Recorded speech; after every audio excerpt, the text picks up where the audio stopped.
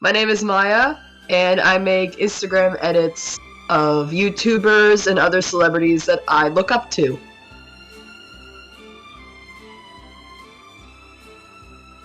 I think the fan base interaction is what really does it for me. Feeling connected or feeling like I belong somewhere with a bunch of people that are exactly like me makes me feel really good.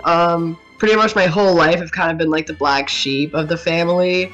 I've been bullied a lot and never really fit in anywhere. But making this account and then interacting with people who like the same things as me, who are pretty much like me, kind of made me feel really good, you know? And I don't know, I feel like it's just part of me liking things. At some point, I hyperfixate on it so bad that the only relief of that hyperfixation is to just create as much content as I can, than having other people liking what I'm doing, and then also like making things for me, and like kind of like interacting with me, kind of like we bond over that sort of fan base bond that we have.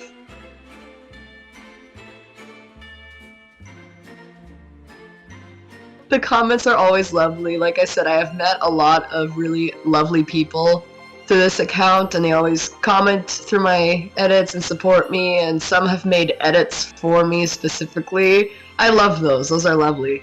And I've made a really good friends there. One of them I actually met in person this year after just talking to her online for 7 years. I finally got to meet her in person, and it was magical, honestly. It was like I've already met her before, like she was just some childhood friend. Like it just felt so normal, the connection we have. It just felt like I've already met her, which is crazy.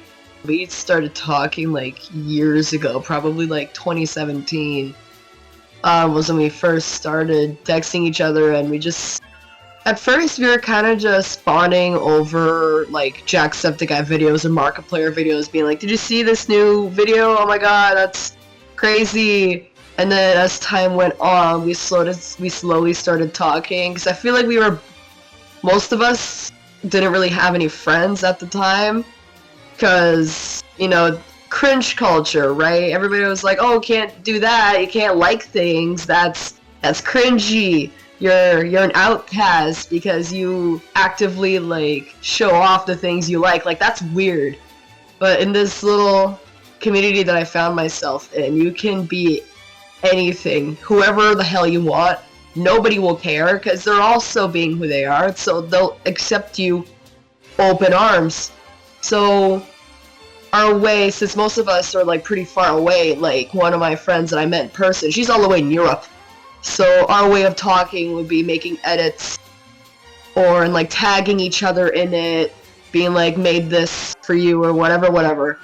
And that would kind of be how the friendship kind of formed into just a little like, oh wow, did you see this video, to more like something more like an actual like bond. Like I've had a few people make edits of me for my birthday and then post it on their account being like, happy birthday, and it's just edits of photos of me, and I'm like, oh my god, that's me, and then I do the same on their birthdays and so on and so forth. Yeah, it's kind of like a support group when you think about it, for like nerdy, weird kids who never fit in, and we all just kind of found each other in this little YouTube editing community, and we were all kind of just like, hey, you're weird, I'm weird, want to hang out? And it's like, yeah. You don't have to be scared to tell people like, I'm 20 years old and I'm a fan of, I don't know, Sonic or like Hell of a Boss or any of those things, because cringe culture doesn't exist here. You can be free, be cringe, no, like what you like, nobody cares because they're doing the same thing. And then everybody's bonding by things they like because nobody judges you. Because you're all here, like, what's more cringe than making an Instagram edit account about, like, an Irish YouTuber who screams at video games? Like, everybody's doing these things, making accounts to show off their passion for their hyperfixations. We're all on the same boat, whether it's, like, an anime account or, I don't know, like, an anime account, a movie account, a YouTuber account. Who cares? We're all, like, making edits for our passions, and that's what we bond over.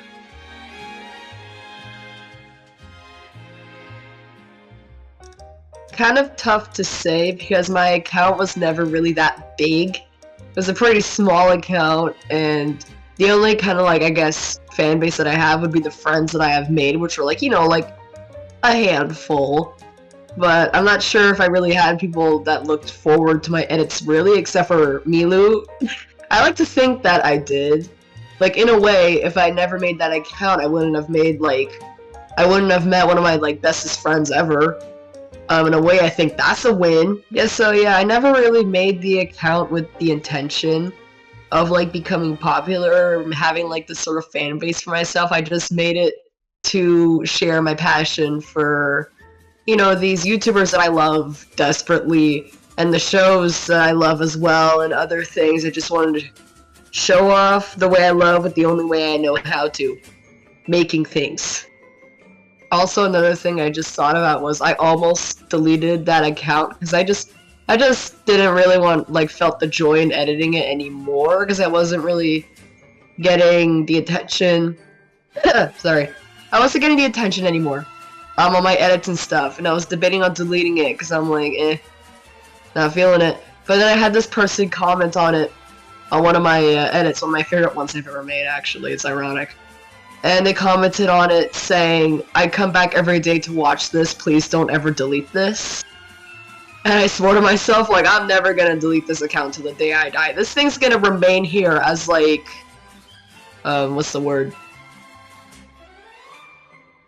Like a monument of what was.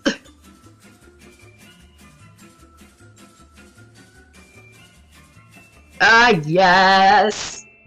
My favorite one's gotta be Thomas Sanders. He's a YouTuber, and he made this series called Sanders Sides, which is basically all different versions of himself as emotions, all like talking to each other. And there's like plot, like there's episodes, and it's really interesting. There's like anxiety, there's creativity, that sort of thing. And as one year for Halloween, I dressed up as one of his emotions, anxiety. I painted the jacket that he wears in the series, and I dyed my hair purple for it, went all out, and just to wake up in the morning and see that he posted the photos that I took of my Halloween costume on his Instagram story, and said that I did a good job on my sweater. That I woke my parents up at like 5 in the morning, screaming, and they didn't know what I was talking about. But that was definitely like highlight, like best Halloween of my life. I got noticed by Thomas Sanders, like damn, that was cool. And I had other like content creators kind of like my comments that I leave on their posts. Like I've had the Cloak brand, which is a clothing brand that Jacksepticeye and Markiplier have worked on. Like my comments. And I've also donated to Thankmas, which is like a live stream that anybody can do like every year in around December. I donate $20 to Jacksepticeye's live stream every year, and sometimes you can see my name pop up in the corner of the screen, like my Copeland donated $20, and I'm still waiting for him to notice and say my name out loud. This was a really long time ago. I made an edit of Elton Casti, which he used to make videos with Sam and Colby, and I had him like my posts, and I was like, oh my god, it's Elton!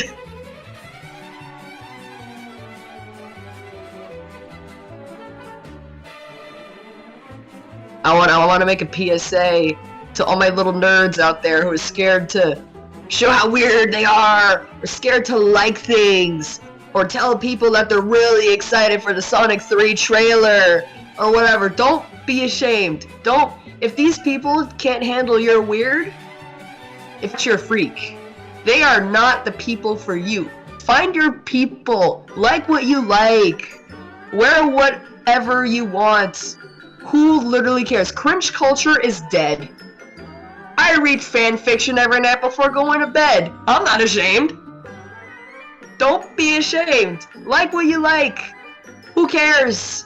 We live in a tiny rock in the middle of space. Don't be scared to like things. Don't be scared to wear pins on your backpack of fandoms that you like. Don't be scared to dye your hair funky colors or wear some weird jewelry that you made. Just go out there and just do it.